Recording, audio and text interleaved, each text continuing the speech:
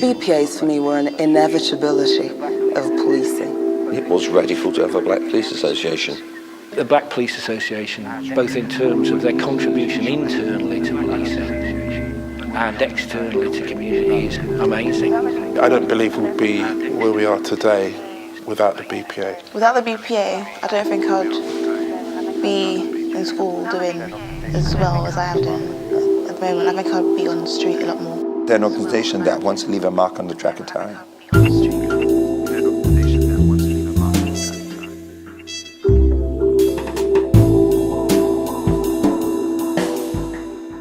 It was quite amazing because when we got into the lift, there we have probably 8 black people in there.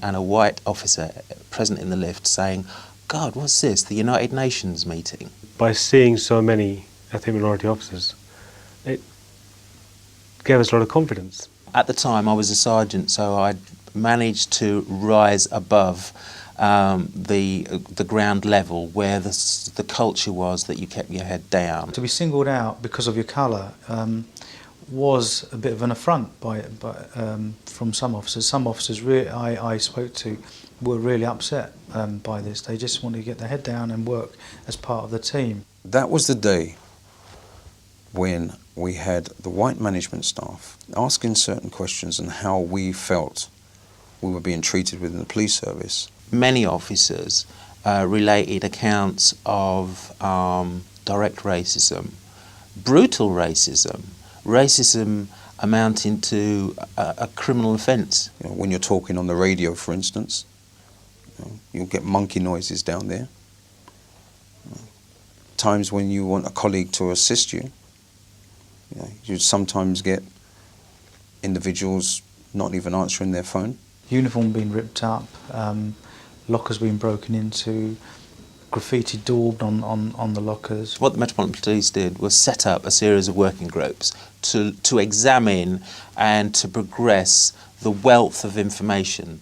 After all the working parties and the Met forming an Equal Opportunities Committee, there was not one black person on that Equal Opportunities Committee. It was, if you like, a smack in the face. It was as though we'd done all this work but we're still not being heard. We're still irrelevant within the organisation. I knew for it to have any impact, it can't be just nice platitudes at the top of the organisation. It had to go right through the management structure. And some of it was so hard-hitting, around management not doing their job, how so many people acquiesced and condoned racist behaviour, racist comments. I wanted to keep that camaraderie and that collective feeling of belonging. I wanted that to maintain itself and keep those people feeling that they had support. When they go back into their working environment, they'll know, but they can pick up the phone to somebody else. So the only way I could think about it was holding a reunion, and I called it the Bristol Reunion. I started contacting people, close friends, the George Rodens, the Leroy Logans, people that I knew from work at New Scotland Yard, people that I'd met at the Bristol reunions. Started contacting people with a view to meeting, to discuss whether or not we needed a black and Asian, and that's how we couched it at the time, whether we needed a black and Asian support group. We're going in uncharted territory. It's a blank piece of paper. Rewriting all sorts of rule books and regulations. Looking back, it sounds like we were pioneers and that we were crusaders and we had this agenda. And I don't actually think we did. I remember at the founder-member meeting in April '93, which happened to be the same month Stephen Lawrence was killed. I remember about 20 of us sitting in that room discussing these issues, a lot of energy, a lot of drive, and uncharacteristically, I didn't say a thing for that meeting for about 2 hours. And in the end, someone turned to me and said, "Leroy, I haven't said a thing." And I said, I've just been listening to people and I'm really encouraged by it. But I wonder how many of you will be around in 10 years' time. It was during this period that I contacted the National Black Police Association in the United States.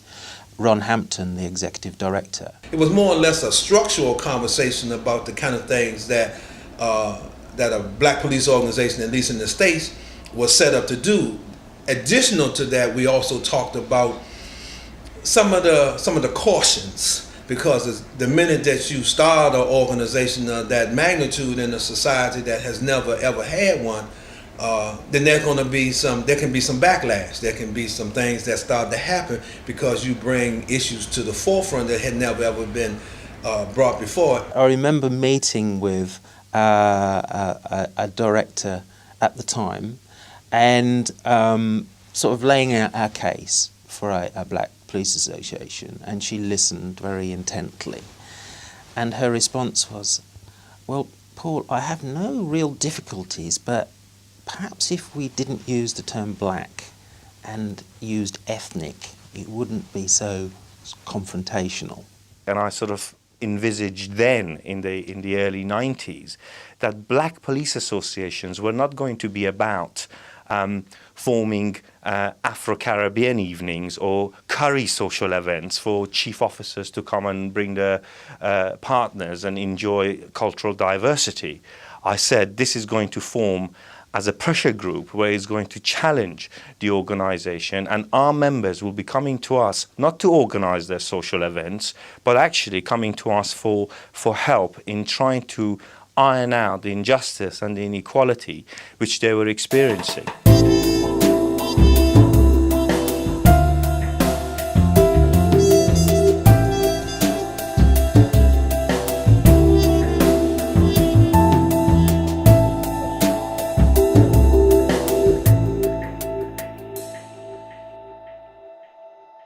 There are a large number of staff and a significant number of them from visible ethnic minorities who were surprised by it as well and wondered whether it was really necessary. Some officers still feel we don't need to have a BPA, why do we need to have a BPA?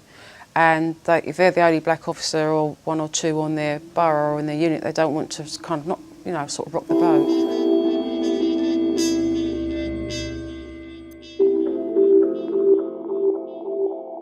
I stood up at a press conference and I made the statement that racism was endemic. I think it probably all came together, certainly for him and for quite a lot of other people in that speech, I suppose. And plus it was sort of 4 years after the Bristol seminars, and you know, if I'm right, that the ball was dropped on a number of occasions when it was possible to do things, then this was yet another reminder. The response is a furore. When I go back to work, all my phones are jammed, all my faxes are jammed. I get summoned to see the Deputy Commissioner of Police. I had been asked to bring my notes for the meeting. And it was quite interesting, really, because I hadn't made any notes. I gave the press conference without any notes. So what I was able to show, not only to the Deputy Commissioner, but to everybody else, that a black person, a black detective inspector, and the chairman of the Black Police Association had the mental and intellectual capacity to give a press conference without notes.